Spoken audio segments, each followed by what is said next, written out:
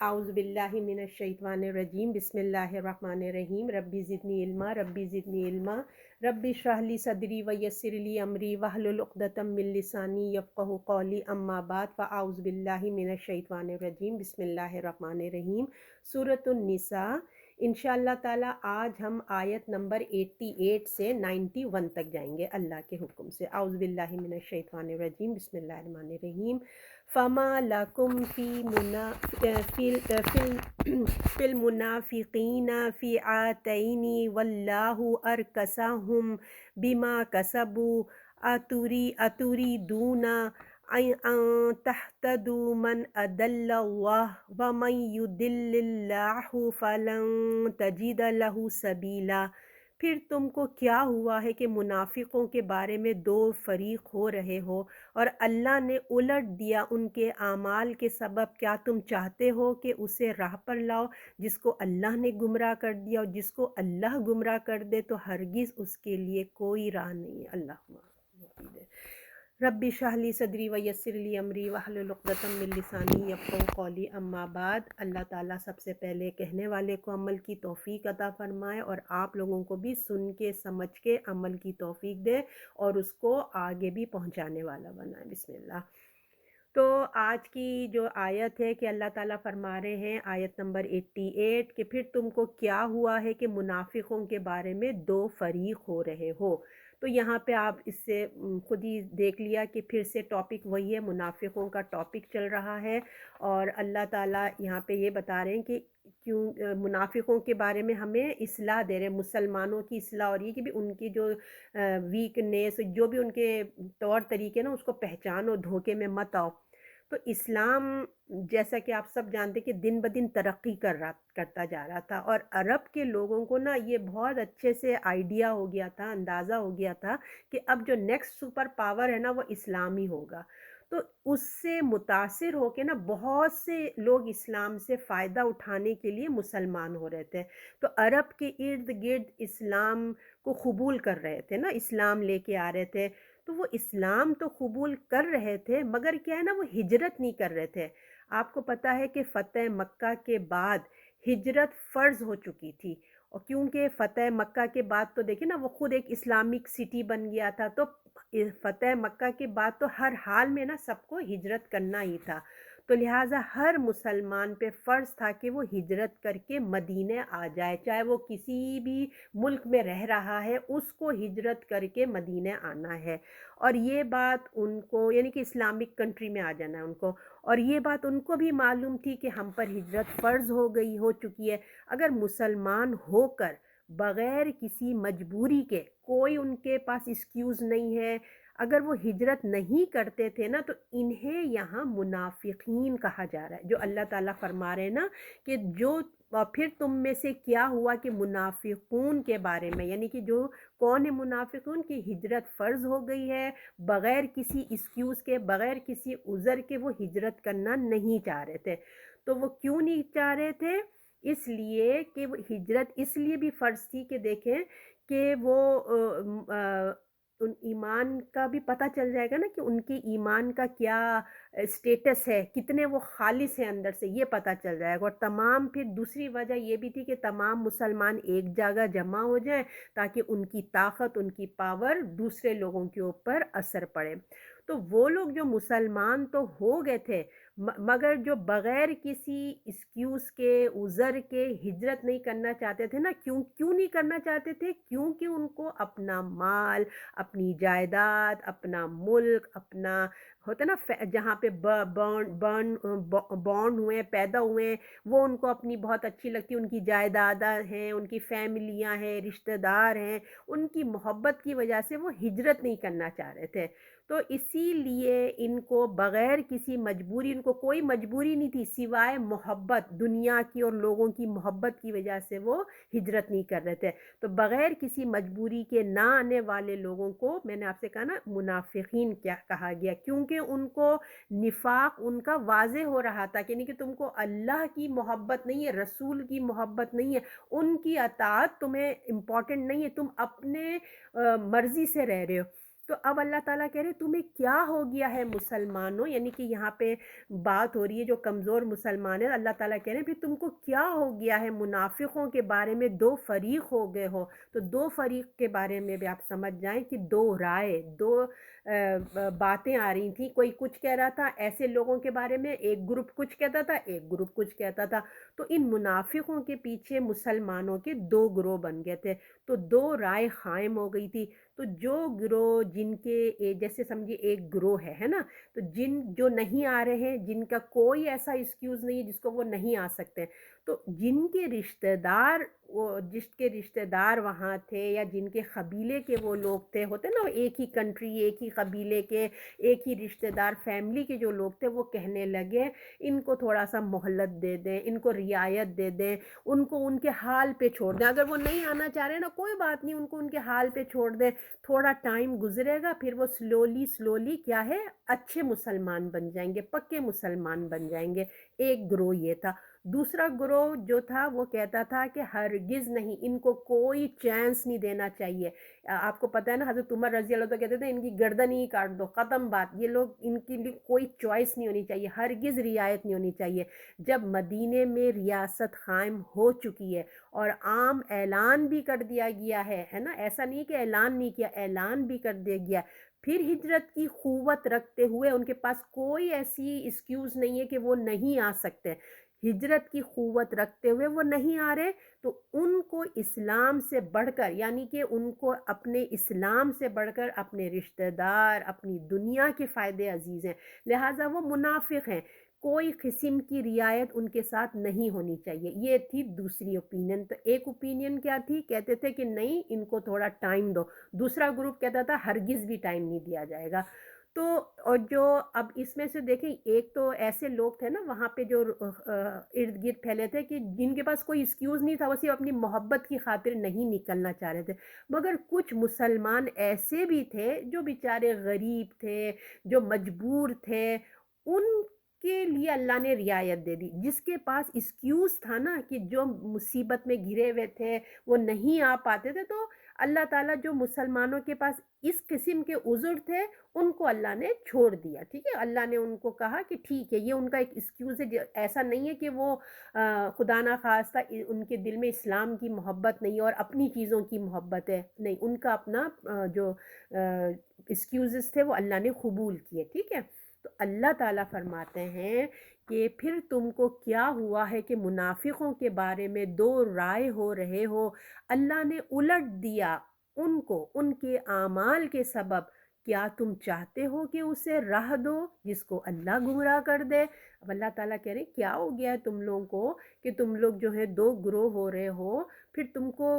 منافقوں کے بارے میں تم لوگ کیوں ایسا سوچو، تم اہل ایمان منافقوں کے لیے کیوں نرم دل ہو رہے ہو، کیوں سافٹ کارنر رکھ رہے ہو تم لوگ، کیوں جگہ آ رہی ہے تمہاری نرمی کیوں آ رہی ہے، جبکہ اللہ نے ان کے اعمال کی وجہ سے ان کو گمراہ کر دیا ہے۔ یعنی کہ اہل ایمان جو کمزور ایمان والے ہیں ان کو مخاطب کر کے اللہ کہہ رہے تمہیں کیا ہو گیا ہے بھائی، تم لوگوں نے دو رائے کیوں قائم کر لی ہے، جبکہ تمہیں معلوم ہو چکا ہے کہ وہ منافق ہیں اور ان کو ساتھ کوئی رعایت نہیں ہوئے گی جب تک کہ وہ حق کی دعوت کو قبول نہ کر رہے، توبہ نہ کر رہے اور ہجرت کر کے مدینہ نہ آ جائے، جب تک یہ نہیں کریں گے اللہ ان کے ساتھ رعایت نہیں کرے گا۔ اور کیونکہ دیکھیں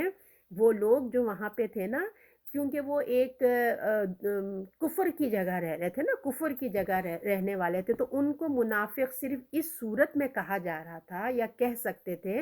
کہ جو اسلامک کنٹریز تھے نا، جو اسلامک کنٹری مدینہ تھی، اگر اسلامی ممالک کی طرف سے دعوت عام ہو جائے نا کہ وہ ان کے لیے دروازے کھول رہے ہیں، جس فار ایگزامپل اگر اس دنیا میں کہیں بہت ظلم ہو رہا ہے مسلمانوں پہ اور جو اسلامک کنٹری ہیں وہ آفر کر رہی ہیں آپ آ جاؤ، چھوڑ کے ہماری کنٹری میں آ جاؤ، ٹھیک ہے، اگر پھر بھی وہ لوگ ہجرت نہیں کرتے، یعنی کہ کوئی ان کے ساتھ اگر مسئلہ ہے کہ وہاں کی گورنمنٹ آنے نہیں دیتی ہے، ویزا نہیں دیتی، گھر سے وہ نہیں جا سکتے، تو وہ ایک مظلوم ہو گئے، ایسے مظلوموں کو اللہ تعالیٰ کہتے ہیں ٹھیک ہے میں معاف کر، لیکن وہاں کی گورنمنٹ کہتی ہے جاؤ، بلا رہے نا تم جاؤ اپنے اسلامک کنٹری میں جاؤ، وہ بالکل اجازت دے رہی ہے، تو کیا کرتے ہیں وہ لوگ مائگریٹ نہیں ہو رہے ہیں، جو سب کچھ ہونے کے باوجود مائگریٹ نہیں ہوں گے تو اللہ نے کہا پھر تو ان کے معاملہ صحیح نہیں لگ رہا ہے۔ نہ تو دیکھیں وہ کوشش کر رہے ہیں کہ وہ وہاں سے نکلیں، اور نمبر 2 نہ وہ یہ کوشش کر رہے ہیں کہ جہاں پہ وہ رہ رہے ہیں کم سے کم اسلام کو اسپریڈ کریں، اسلامک ملک بنانے کی، اسلام کو آگے بڑھانے کی کوشش کریں، کچھ بھی نہیں کر رہے تھے۔ تو پھر اللہ نے کہا جب آفر ہو رہی ہے اور نہیں آئیں گے تو پھر یہ معاملہ صحیح نہیں ہے۔ تو اگر اسلامک ملک ایسے لوگوں کو بلاتا بھی نہیں ہے، بالفرض اسلامک ملک ہے وہ نہیں بلا رہا ہے، تو ایسی صورت میں وہ منافق نہیں ہوں گے۔ تو کلیئر ہوگی نا بات آپ لوگوں کے؟ اگر اسلامک کنٹری اپنے مسلمان بھائیوں کو، مظلوم بھائیوں کو، یا جو بھی کسی کنٹری میں رہ رہے ہیں وہ کہہ رہا ہے کہ بھائی آ جاؤ تو آ جاؤ، نہیں آنا چاہتے ہیں تو کم سے کم وہیں پر ہی اسلام کو اسپریڈ کرو، یا پھر کوئی ظلم ہو رہا ہے یا پھر اسلامک کنٹری بلا ہی نہیں رہا ہے۔ تو یہ اس وقت کا ایک کرائٹیریا تھا۔ تو جب اب مدینے کی ریاست قائم ہو چکی تھی اور ان کو ہجرت کا حکم ہو چکا تھا، ہے نا، تو انہوں نے یہ کوشش تو نہیں کی نا کفر سے، مطلب اسلام کی، تو انہوں نے یہ کوشش کی، مطلب مسلمان تو ہو گئے، کفر سے اسلام کی طرف تو وہ آ گئے، مگر اللہ نے کہا یہ اتنا کافی نہیں، یہ صرف کلمہ پڑھ لینا اچھی بات ہے، تم نے کوشش کی، اپنا دین چھوڑا، تم اسلام لیا، لیکن اسی پہ اتنا کافی نہیں، اللہ تو اور بھی دیکھنا چاہتا ہے تم کو۔ تو ان کو ہجرت کرنا تھا، اور آخرت پر ایمان کی بھی ضرورت ہوتی ہے۔ دیکھیں یہ ٹیسٹ تھا کہ تم دنیا کے فائدوں کو آخرت کے مقابلے میں قربان کرتے ہو یا نہیں کرتے ہو، اپنی محبت، اپنی جائیداد، اپنا جو بھی تمہارا ہے اس چیز کو تم اللہ کے لیے قربان کرتے ہو، کیونکہ آخرت کا تصور سامنے ہوگا تبھی تو انسان یہ قربانی دیتا ہے نا۔ تو جب رسول اللہ موجود ہوں، ہجرت کا حکم دیا جا رہا ہو، بغیر کسی عذر کے نہ آنا، صرف اپنے دنیا کے فائدوں کی وجہ سے نہ آنا، تو ایسے لوگوں کے لیے کوئی رعایت نہیں دی جائے گی۔ تو موقع ابھی اللہ تعالیٰ نے فرما دیا، یا کوئی موقع باقی رہ گیا ہے، تم اللہ تعالیٰ کہہ رہے ہیں تم سب کچھ دیکھ رہے ہو کہ اب بھی کوئی موقع باقی رہ گیا ہے، تم جو سوچ رہے ہو وہ غلط سوچ ہے۔ جو لوگ یہ سوچ رہے ہیں نا ان کو ابھی ٹائم لیمٹ دیا جائے وہ صحیح ہو جائیں گے، اللہ نے کہا نہیں، کچھ نہیں دیا جائے گا۔ یہ صرف دنیا پرست لوگ ہیں، اپنے فائدے کے لیے اسلام کو قبول کیا تھا، اور بعض ان لوگوں نے دنیا کی محبت کو اپنے لیے اسلام کو ضروری سمجھا، دنیاوی مطلب کیونکہ سپر پاور بن رہا ہے، ہم آ جائیں گے تو ہمیں بھی بینیفٹس ملیں گے، محبت میں اپنے لیے اسلام کو ضروری سمجھا، تو ان کے اللہ تعالیٰ نے کہا جو ایسے لوگ ہیں، تو اللہ تو دلوں کا حال جان رہے ہیں نا، اللہ کہہ رہے ہیں ان کے اعمال کی وجہ سے، ان کے ایسی منافقت کی وجہ سے، اللہ نے ان کے اعمال کی وجہ سے اللہ نے ان کو بھی ایسا ہی کر دیا جیسے وہ چاہتے تھے، اللہ نے ان کو وہی کر دیا جیسے وہ اندر سے چاہتے تھے۔ تو اللہ کا قانون ہے کہ اگر کوئی منافقت اختیار کرتا ہے تو اللہ اس کو مہلت دیتا ہے، ڈھیل دیتا ہے، مگر وہ اپنے اعمال سے خود اپنے آپ کو منافق ظاہر کر دیتے ہیں، کیونکہ اللہ تعالیٰ وقت دے رہے ہیں، ڈھیل دے رہے ہیں، پر اللہ تعالیٰ ایک ٹائم کے بعد، کیونکہ انسان پھر جب صحیح نہیں ہوتا اپنے حرکتوں سے وہ خود اپنے آپ کو وہ ظاہر کر دیتا ہے کہ ان کے اندر اسلام کی محبت نہیں تھی، تو یہ ان کے اعمال کی سزا ہے جو ان کو ملی ہے۔ تو اللہ نے بھی ان کو الٹ دیا، پھر وہ کفر میں چلے گئے جیسے وہ پہلے تھے۔ اب اللہ تعالیٰ فرماتے ہیں کہ اسی آیت میں، کیا تم چاہتے ہو کہ اسے راہ پر لاؤ جس کو اللہ نے گمراہ کر دیا؟ جس کو اللہ گمراہ کر دے وہ ہرگز ہدایت پانے والا نہیں۔ تو اللہ فرماتے ہیں کیا تم کو ان کو ہدایت دینا چاہتے ہو؟ کیا تم یہ چاہتے ہو کہ جس کو اللہ گمراہ کر دے اپنے علم کی بدولت، اپنی حکمت کی بدولت، جبکہ اللہ نے اپنی تمام جو مطلب حکمت، علم، کتنا کون ہے جو اللہ تعالیٰ کے جتنا علم اور حکمت رکھتا ہے، ان کو گمراہ کر دیا ہے اپنے قانون کے مطابق، اور تم کیا چاہ رہے ہو؟ تم چاہ رہے ہو کہ ان لوگوں کو ڈھیل دے دی جائے، اور اللہ کا قانون کیا ہے ہم پہلے بھی پڑھ کے آئے ہیں، ہم جانتے بوجھتے جو ایک دفعہ اچھے سے سمجھ جائے کہ دین کیا ہے، اچھے بالکل نا سورج کی روشنی کی طرح اچھے طریقے سے واضح ہو جائے، پھر بھی جان بوجھ کے وہ اگر کرے تو اللہ تعالیٰ پھر ایسے لوگوں کے احکامات جو موڑ لیتے ہیں نا، منہ موڑ لیتے ہیں سب کچھ واضح ہونے کے بعد، تو اللہ تعالیٰ ان کو ڈھیل دیتے ہیں، وقت دیتے ہیں، پھر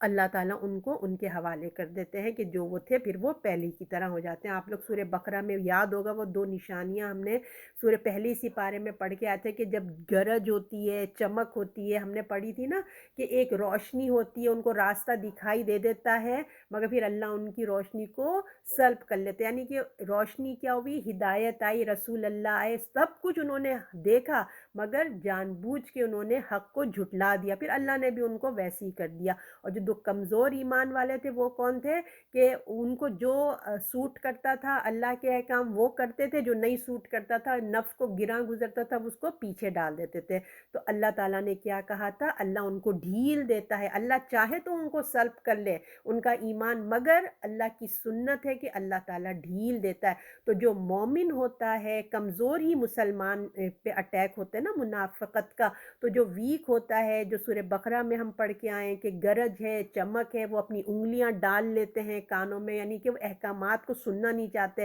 اور جب آسان آسان احکامات ہوں جو دل کو بھائے، نفس کو بھائے، وہ کرتے ہیں، جو اور اتنے سارے احکامات ہیں ان کو پیچھے ڈال دیا۔ اللہ تعالیٰ ٹائم لیمٹ دیتے ہیں، ٹھیک ہے آج نہیں کرے کل کر لو، ابھی نمازیں پڑھنا شروع کیا ابھی اس کی اصلاح کر لو، ٹائم دیتے ہیں ٹائم دیتے ہیں، پھر بھی اگر نہ کرے تو پھر یہ ہماری اپنا وہ ہے۔ تو اللہ تعالیٰ فرما رہے ہیں کہ جو یہ لوگ تھے جان بوجھ کے، یعنی کہ انہیں سب کچھ پتہ تھا کہ کیا ہمیں جانا ہے، ہمیں ہجرت کرنا ہے، ہم پہ فرض ہے، سب کچھ ہونے کے باوجود انہوں نے نہیں کیا، تو اللہ تعالیٰ کہہ رہے ہیں کہ پھر اللہ تعالیٰ ان کو ان کے حوالے کر دیتے ہیں۔ اللہ جس کو گمراہ کر دے، کوئی ہدایت کا راستہ نہیں پا سکتا، کوئی لاکھ چاہ لے کہ اس کو ہدایت مل جائے، ناممکنات میں سے ہے، کیونکہ اللہ نے اپنے قانون کے مطابق اس کے اوپر فیصلہ کیا، علم اور حکمت سے کیا ہے۔ تو اس آیت میں اگر ہم اپنے لیے لیسن لیں تو دیکھیں 2 باتیں آئی ہیں، ہدایت اور اعمال، ہے نا؟ تو ہمیں اس پہ تھوڑا سا اپنے آپ کو بھی ورک آؤٹ کرنا ہے کہ اعمال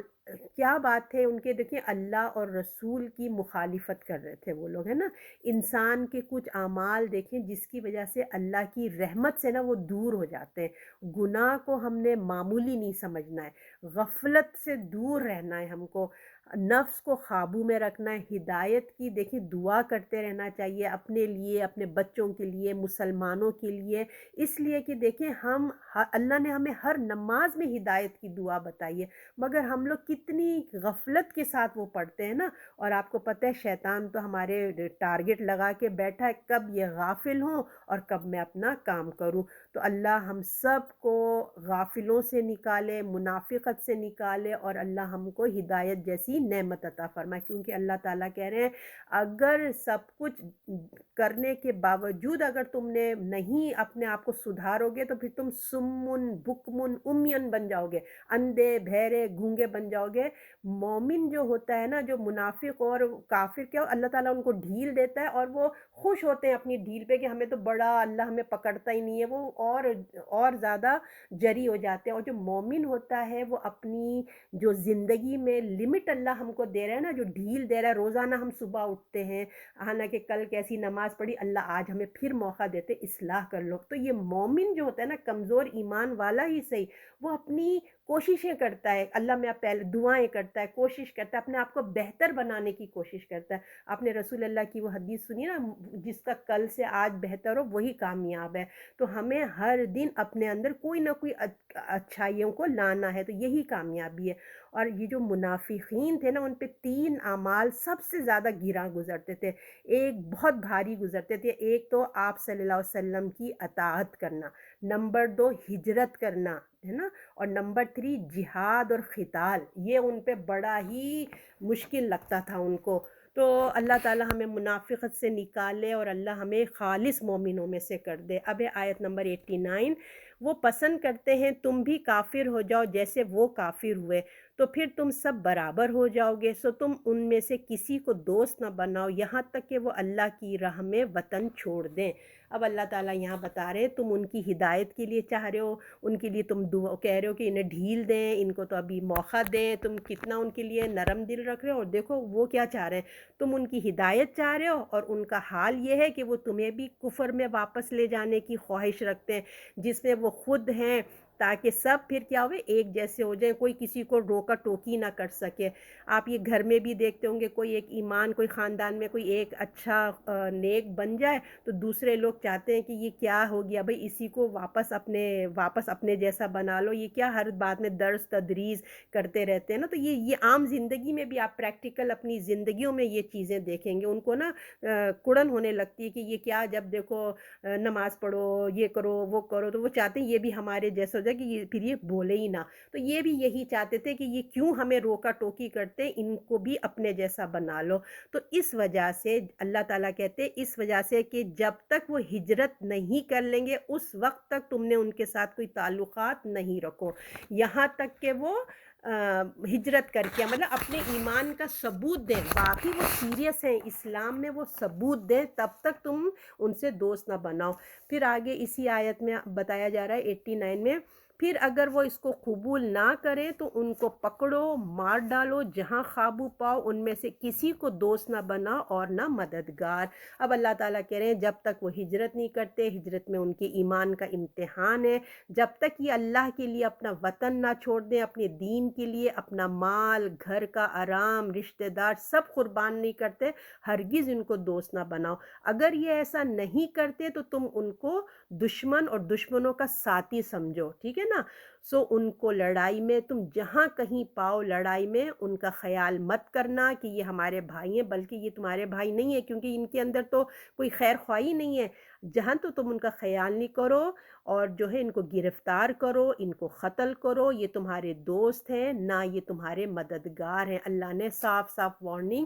بتا دی ہے۔ اب آیت نمبر 90، اس میں بتایا جا رہا ہے مگر وہ لوگ جو ملاپ رکھ لیتے ہیں اس قوم سے جو تم میں سے ہیں اور ان میں سے عہد ہے، یا تمہارے پاس آئے ہیں کہ تمہاری لڑائی میں ان کے دل تنگ ہوئے ہیں اور اپنی قوم کی لڑائی سے بھی، اور اگر اللہ چاہتا تو ان کو تم پر زور دے دیتا تو تم سے ضرور لڑتے۔ سو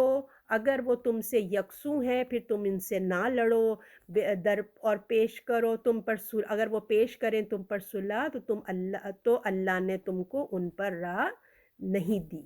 اب اس میں یہ بتایا جا رہا ہے کہ اب کچھ ہدایتیں دی جا رہی ہیں کہ کس وقت کیسے ایکشن کرنا ہے، ٹھیک ہے نا، یہ بتایا جا رہا ہے۔ اب مسلمانوں کی آپ کو پتہ ہے نا ایک جماعت بن گئی ہے، جہاد ہو رہا ہے، اب سامنے کس قسم کے لوگ ہیں، کس پہ تم پہ گرفتار کرنا ہے، کس کو کیا کرنا ہے، وہ اس سچویشن کے بارے میں بتایا جا رہا ہے، کچھ ہدایتیں دی جا رہی ہیں۔ تو ان لوگوں کے ساتھ جن کو قتل نہیں کیا جا سکتا، مطلب سب طریقے کی اللہ تعالیٰ باتیں کھول کے بتا رہے ہیں۔ تو ان میں سے دو قسم کے لوگوں کا اس آیت میں ذکر ہے۔ ایک نمبر 1 جو اللہ تعالیٰ ذکر کر رہے ہیں کہ وہ قوم کے لوگ جن کے ساتھ مسلمانوں کا معاہدہ ہوا ہے، صلح ہوئی، یعنی کہ دو کنٹریز ہیں، آپس میں دونوں کی ڈیل بنی ہوئی ہے کہ کبھی ایسا ہوگا تو ہم لڑائی نہیں کریں گے، ہمارے لوگوں کو تم نے نہیں ماننا، ایک آپس میں معاہدہ ہوا ہے، ٹھیک ہے۔ کیونکہ دونوں قوم قبیلے میں معاہدہ ہے تو ایسے لوگوں کا معاہدہ کا یعنی کہ جو کمٹمنٹ ہوا ہے، جو ڈیل بنی ہوئی ہے، اس کا رسپیکٹ کرتے ہوئے، یا جب تک وہ ڈیل ہوئی ہے، معاہدہ ہے، اس کو قائم ہے، جب تک وہ معاہدہ، جب تک ڈیل بنی، جب تک اس کا اگریمنٹ کیا ہوا ہے، جس ڈیٹ سے جس ڈیٹ تک، اس وقت تک تم نے احترام کرنا ہے، ان کے کسی فرد کو گرفتار نہیں کرنا یا قتل نہیں کرنا، ٹھیک ہے۔ معاہدے کا وعدہ توڑنے کے اگر تم نے کیا ایسا تو بہت بری بات ہوگی، یہ ایک طریقے کی نئی جنگ شروع ہو جائے گی، تم نے ایسا نہیں کرنا۔ دوسرے ٹائپ کی بات بتائی جا رہی ہے یہاں پہ کہ دوسرے وہ لوگ ہیں جو اپنی کمزوری، کم ہمتی کی وجہ سے مسلمانوں کے پاس درخواست لے کے آئے ہیں، نہ وہ اپنے قبیلے ملک والے لوگوں کی طرف سے لڑائی کریں گے، نہ مسلمانوں کے ساتھ شامل ہو کر لڑائی کریں گے، اپنی قوم سے لڑیں گے، لہٰذا ان سے بھی لڑائی نہیں کرنا اور ان سے بھی نہیں کرنا، یعنی کہ وہ ایک آتے ہیں، وہ کہتے ہیں کہ بھئی ہم کمزور ہیں، ہم میں اتنی ہمت نہیں ہے، ہم وار نہیں کریں گے، نہ اپنے طرف سے نہ آپ کی طرف سے، ٹھیک ہے، ہمیں بیچ کے رکھو اور ہمیں چھوڑ دو تم۔ تو اللہ تعالیٰ ان کے لیے یہ کہہ رہا ہے اگر اللہ چاہتا تو ان کو تم پر زور دے دیتا اور تم سے ضرور لڑتے۔ اب اللہ اپنا احسان یہاں دلا رہے ہیں کہ دیکھو آخر یہ بھی تو ہو سکتا تھا نا کہ اللہ ان کو جرت دے دیتا، یہ جو تم سے آ کے ایکسکیوز کر رہے ہیں کہ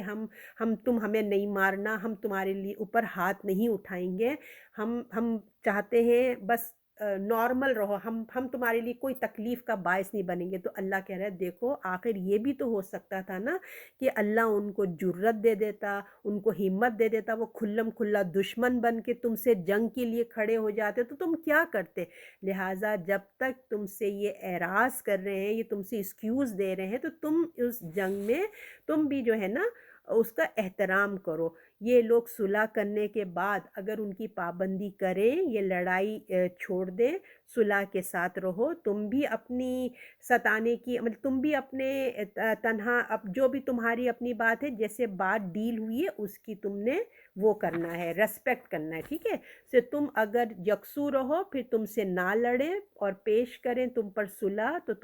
اور تو اللہ نے تم کو اس پر راہ نہیں دی۔ تو اب تم جو وہ کہہ رہے ہیں اس پہ تم نے کام کرنا ہے، جیسے کہا جا رہا ہے اس ڈیل کے مطابق چلو، ٹھیک ہے؟ اللہ تمہارے کو چاہتا تو ان کو کر سکتا تھا، مگر یہ تم اللہ کی مہربانی ہے تم پہ کہ انہیں ستانے کی اجازت نہیں دے رہا ہے۔ اب ہے آیت نمبر 91، یہ لاسٹ ہے۔ اس میں بتایا جا رہا ہے، اس میں بھی ایک قسم بتائی جا رہی ہے، اب تم دیکھو گے ایک اور قوم کو جو چاہتے ہیں امن میں رہیں، تم سے بھی اور اپنی قوم سے بھی، جب کبھی وہ لوٹائے جاتے ہیں فساد کی طرف تو ان کی طرف لوٹائے جاتے ہیں، پس اگر وہ تم سے یکسو رہیں اور نہ صلح پیش کریں اور نہ اپنے ہاتھ روکیں تو ان کو پکڑو، مار ڈالو جہاں پاؤ، اور ہم نے دی ہے ان پر کھلی سند۔ اب ایک اور بات بتا رہے ہیں خاص، اب منافقوں کی جو کیٹیگری اس میں اور بھی زیادہ بتایا جا رہا ہے۔ اس آیت میں منافقوں کے گروہ کا ذکر ہے جو نہ تم سے لڑائی کرنا چاہتے ہیں نہ اپنی قوم سے، ٹھیک ہے؟ دونوں سے لڑنا نہیں چاہتے ہیں وہ لوگ بھی، تم سے وعدہ کرتے ہیں، آ کے ایک معاہدہ کرتے ہیں کہ تم سے ہم نہیں لڑیں گے، لیکن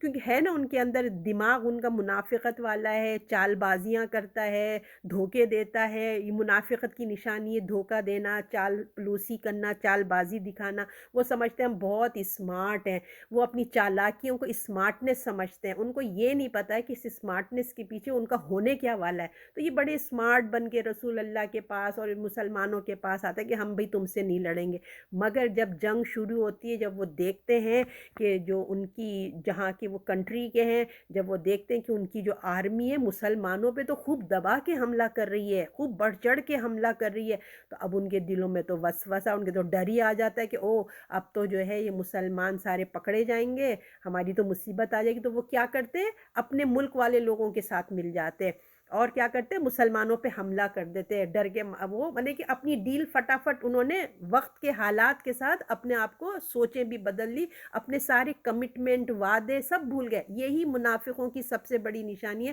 وقت پڑنے پہ نا وہ پیچھے ہٹ جاتے ہیں۔ اصل چیز تو ہوتا ہی یہ ہے نا کہ مومن کی شان ہی یہی ہے کہ وقت پڑنے پہ اس کا امتحان سامنے آتا ہے کہ وہ کتنا سچا ہے اپنے وعدے میں، اپنے کمٹمنٹ پہ۔ بیشتر لوگ یہ ہوتا ہے کہ کمٹمنٹ کرتے ہیں، وعدے کرتے ہیں، لیکن جب وقت آتا ہے تو وہ بیک اپ ہو جاتے ہیں۔ یہی وہ مقام ہوتا ہے۔ اگر کسی میں یہ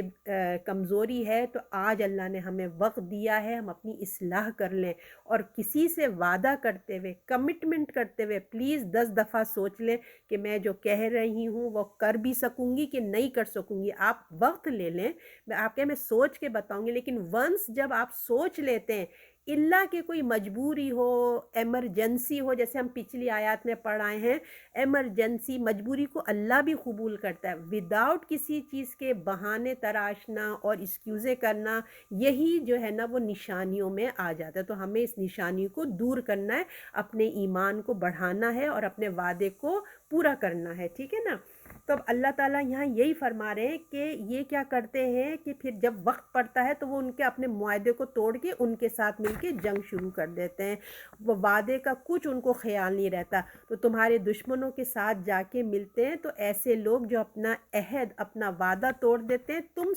تم بھی ان سے جا کے لڑنے آ جاؤ۔ اللہ نے کہا اب تم بھی اٹھو، تم بھی ان سے لڑو، کیونکہ یہ ایسے لوگ ہیں جو اسلام کا دعویٰ کر کے اپنے آپ کو مسلمانوں سے کیا کرتے ہیں؟ اپنے آپ کو سیکیورٹی میں لیا ہے، دونوں طرف سے وعدے کر لیے تاکہ ادھر کا پلڑا بھاری ہوا، یہ جیتے تو ہم ان کے ساتھ، وہ جیتے تو وہ ان کے ساتھ، ڈپلومیسی کر رہے ہیں، تو تاکہ مسلمانوں سے بھی خطرہ محفوظ ہو جائے اور اپنی قوم سے بھی وہ جا کے اسی طرح کی باتیں کرتے، دھوکہ دیتے ہیں کہ ہم تمہارے ساتھ ہیں، تاکہ وہ ان کے شر سے بھی بچ کر رہیں۔ لہٰذا یہ بھی تمہارے، اللہ نے کہا، جو اس قسم کے لوگ ہوتے ہیں یہ بھی تمہارے کھلے دشمن ہیں، جب تک تم سے وہ صلح نہیں کرتے، اپنی حرکتیں صحیح نہیں کر لیتے، ہے نا، اپنی لڑائی نہیں روکتے، تم ان کو جہاں کہیں پاؤ ان کو گرفتار کرو اور ان کو قتل کر دو، جب تک وہ اصلاح نہیں کر لیتے، یہ یاد رکھیے، ٹھیک ہے۔ ان کو گرفتار کرنے کا، قتل کرنے کا اللہ کی طرف سے تمہیں اجازت ہے۔ اللہ نے کہا اللہ اجازت دے رہا ہے تاکہ ان کو ان کی کرتوت کی سزا مل سکے۔ تو صدق اللہ العظیم۔ تو آج بھی ہم نے جو ہے یہی منافقوں کا پڑھا تھا، اس میں تھوڑی نشانیاں آئی ہیں، تو ہمارے پاس بھی اللہ مہلت دے رہا ہے۔ دیکھیں ہم ایوری ڈے، ہم اللہ کی مہربانی سے اللہ ہمیں مہلت ہی دے رہا ہے نا، تو ہم بھی اپنے اندر پلیز، جو ہم نے اتنا لیکچرز ہم نے پڑھے ہیں سورہ آل عمران، سورہ بقرہ سے ہی اللہ تعالیٰ منافقوں کے بارے میں بتا رہے ہیں، آل عمران میں ہم نے ان کے پڑھا، اور اب تو مسلمانوں کی اصلاح ہو رہی ہے۔ آپ نے دیکھا ہوگا سورہ بقرہ میں کافروں کے لیے مومنین کی صفات بتائی گئی، الف لام میم ذالک الکتاب، 4-5 صفات ہیں۔ پھر کافر کے لیے 1-2 لائن میں ہی بات ختم ہو گئی، کیونکہ پتہ ہے کہ یہ کافر ہے، نظر آ رہا ہے۔ منافقین کے لیے آلموسٹ آپ نے دیکھا کتنی ساری آیتیں آئی، اللہ نے ان کی ایک ایک بات کو کھولا ہے۔ وہ کیوں کھولا ہے؟ وہ اس لیے کھولا ہے کہ یہ بیماری اٹیک کس پہ کرتی ہے؟ کمزور مسلمانوں پہ کرتی ہے، اور ہم لوگ جس دور میں رہ رہے ہیں ہمارے ایمان کا تو وہی لیول ہے نا کہ ہم بھی بہت ویک ہیں، تو ہمیں بہت خوف ہے کہ یہ اٹیک نہ ہو جائے ہم پہ۔ آپ کو پتہ ہے جب امیون سسٹم ہمارا کمزور ہوتا ہے نا تو کیا ہوتا ہے؟ بیماریاں حملہ کرتی ہوتا ہے نا، تو اب ہم بھی جو ہے نا وہ کمزور ایمان والے ہیں، ہم پہ بھی کوئی بھی چیز حملہ کر سکتی ہے، تو اپنا دفاع کریں، اپنے ایمان کو مضبوط کریں، سمجھ رہے ہیں نا؟ اب جو ہماری ٹائم مل رہا ہے ہم اپنے ایمان کو مضبوط کرنے میں رکھیں۔ آپ دیکھیں اگر ہمیں پتہ چل جائے کہ ہمارا جو ہے وہ اپنا کیا بولتے ہیں، خدا نخواستہ ہارٹ میں بلاکیج ہے، یا کہیں بھی کوئی ہمارا پرابلم آیا ہوا ہے، خدا نخواستہ کوئی ایسی بیماری ہے جو جان لیوا ہے، تو آپ سچی سچی بتائیں کہ آپ لوگ گھر میں آرام سے بیٹھے رہیں گے کہ ارے چھوڑو دیکھا جائے گا؟ نہیں نا، آپ لوگ فوراً ڈاکٹر سے کنسلٹ کریں گے، اپنا ٹریٹمنٹ شروع کریں گے۔ جب اللہ تعالیٰ ہماری دل کی بیماریوں کو بتا رہے ہیں، کھول کھول کے بتا رہے ہیں، اس کا انجام بھی بتا رہے ہیں، ہم نے سورہ حدید میں بھی پڑھا ہے کہ منافقوں کا انجام کیا ہے، کس طریقے سے وہ بھیک مانگ رہے ہوں گے، جس طرح یہ لوگ دنیا میں مذاق کرتے ہیں اللہ کے دین کے ساتھ، اللہ آخرت میں ان کے ساتھ مذاق کرے گا۔ تو ہمارے پاس مہلت ہے، ہم اپنے اندر دیکھیں کہ ہمارے ایمان کا کیا لیول ہے، ہمارے کیا ہے ہمارے اندر، ہم ان کو سوچیں، اپنے رات میں خود سوچیں اور اپنے آپ کی اصلاح کریں، اور اس کے لیے ہمارا ایمان بڑھے گا۔ ایمان بڑھانے کے لیے ہمارے لیے سب سے بڑا، جو سب سے موٹیویٹڈ چیز ہے وہ ہے قرآن، ٹھیک ہے نا؟ قرآن کو پڑھنا ہے، ناظرہ تو پڑھنا ہے، آپ اپنا ایک علیحدہ وقت رکھیے۔ ناظرہ اچھا لگتا ہے کہ ہم سپارے ختم کریں، ہم قرآن پڑھیں، اس کا ایک علیحدہ ٹائم رکھیے، لیکن غور و فکر کا بھی ایک وقت ہونا چاہیے کہ ہم اس پہ ایک آیت ہی صحیح یا ایک پیراگراف ہی صحیح کہ اللہ ہم سے کیا کہہ رہے ہیں اس پہ غور و فکر کریں، اور اس سے ہمارا کیا ہوگا؟ ایمان بڑھے گا۔ نمبر 2 بات یہ کہ اچھے لوگوں کے سرکل میں رہیں، نیک لوگوں کے سرکل میں، تاکہ جہاں بھی آپ جائیں اچھی بات کان میں پڑے، کوئی برائی دیکھے تو وہ ایسا آپ کا خیر خواہ دوست ہو جو آپ کو بتائے تاکہ ہماری اصلاح ہو۔ اور نمبر 3 اپنی غلطی کو غلطی سمجھیں، اللہ سے دعا کریں کہ اللہ مجھے اس دنیا کی حقیقت بتا دے، اللہ تعالیٰ میں کہاں کہاں غلط ہوں، میری ہیلپ کریں۔ جب تک ہم غلطی کو گناہ نہیں سمجھیں گے، غلطی کو غلطی نہیں سمجھیں گے، ہم اپنی اصلاح نہیں کریں گے، کیونکہ ہم وہ گناہ ہی نہیں سمجھ رہے نا، ہم اصلاح کیسے کریں گے؟ ہمارے ذہن میں کہ کوئی میں غلط کام تھوڑی کر رہی ہوں، میں کوئی گناہ تھوڑی کر رہی ہوں، اس لیے ہم کو پھر وہ شیطان پھسلاتا رہتا ہے، اور اللہ غفور الرحیم ہے، یہ تو کوئی چیز ہی نہیں ہے۔ تو ہمیں پہلے ہم اپنے ریئلائز کریں گے، انالائز کریں گے کہ ہاں یہ غلطی ہے، تبھی پھر ہم اس کے اوپر ہمارے دل سے دعا نکلے گی، ہم اپنی اصلاح کی طرف جائیں گے۔ تو یہ مہلت زندگی بہت شارٹ ہے، نہیں معلوم کب ختم ہو جائے۔ لہٰذا اس مہلت کو غنیمت جانیں کہ اللہ نے آپ کو موقع دے دیا، آپ قرآن پڑھ رہے ہیں، آپ کو احساسات دے دیے، آپ کو علم دے دیا، اگر پھر بھی ہم نہ اپنی اصلاح کریں تو ہم میں اور نئی قرآن پڑھنے والے میں بتائیے کیا فرق رہ گیا ہے نا؟ تو اللہ ہمیں موقع دے رہا ہے، مجھے دے رہا ہے، آپ کو موقع دے رہا ہے، اس مہلت سے فائدہ اٹھائیے جب تک ہماری صحت ہے، جب تک ہماری زندگی ہے، ہم کام کر لیں، عمل کر لیں، نو ونڈر کب کیا ہو، دیکھیے فن فن فن، تو زندگی میں ہم نے اچھے خاصے فن کر لیے الحمدللہ، اب سیریس ہو جائیں، کیونکہ جنت تو ہے ہی فن ٹائم، پارٹی ٹائم ہے، وہاں پہ تو پارٹی ہوتے رہیں گے، وہاں پہ ہم زیورات پہنے پھرتے رہیں گے، اچھے اچھے ڈریسز، یہ کب پہنتا ہے انسان زیورات ڈریسز؟ کب؟ جب ہم پارٹی ٹائم ہوتا ہے، تو جنت میں تو ہوتی ہی رہے گی، 24 آور پارٹی ٹائمز ہوں گے، ہم یہاں عمل کرنے آئے ہیں دنیا میں، تو لہٰذا پلیز سیریس ہوئیں اور اپنے آپ کو محنت کر لیں، جتنی نیکیاں ہو سکتی ہیں کر لیں، یہ 10 ڈیز اللہ نے ہمیں زندگی میں عطا فرمائے، یہ 10 ڈیز کتنے قیمتی ہیں ہمارے، ایک ایک لمحے کو ضائع نہیں کیجیے، ذکر کریں، صدقہ کریں، کسی کو نیک بات بتا دیں، جو کر سکتے ہیں دعائیں کثرت سے کیجیے، دوسرا کلمہ کثرت سے پڑھیے، تیسرا کلمہ، چوتھا کلمہ، جتنا ہو سکتا ہے اللہ کا ذکر کیجیے، کوئی وقت ضائع نہیں کیجیے، تکبیرات پڑھتے رہیے، اور مالی عبادات میں تو دیکھیں سب سے بہترین جو لوگ حج پہ گئے ہیں، جو قربانی کرتے ہیں، باقی ہم جسمانی سے جو کچھ کر سکتے ہیں اللہ کی راہ میں، روزہ رکھ سکتے ہیں یا پھر صدقہ کر سکتے ہیں، جو بھی ہم کر سکتے ہیں، پلیز اس کو اویل کر لیں۔ اللہ تعالیٰ آپ کو مجھ کو عمل کی توفیق عطا فرمائے، اور ان بھرپور دنوں میں اس کی برکت سے ہمارے اندر جو منافقت ہے اللہ اس کو کھینچ کے نکال دے، اللہ ہمیں غافلوں سے اور غفلت کی زندگی سے اور منافقت کی زندگی سے محفوظ رکھے، کیونکہ جو غفلت ہے نا، آج کی غفلت کل کی حسرت ہوگی، یہ یاد رکھیں، تو ہم کو غافلوں کی زندگی نہیں گزارنی ہے، ہمیں یوں بس زندگی ہوتے نا صبح ہوئی شام ہوئی زندگی تمام ہوئی، ایسے نہیں کرنا ہے، ہمیں شعور کے ساتھ زندگی گزارنی ہے، ٹھیک ہے؟ تو اللہ تعالیٰ، میرا سب کہنے کا مقصد یہ تھا کہ اب ہمارا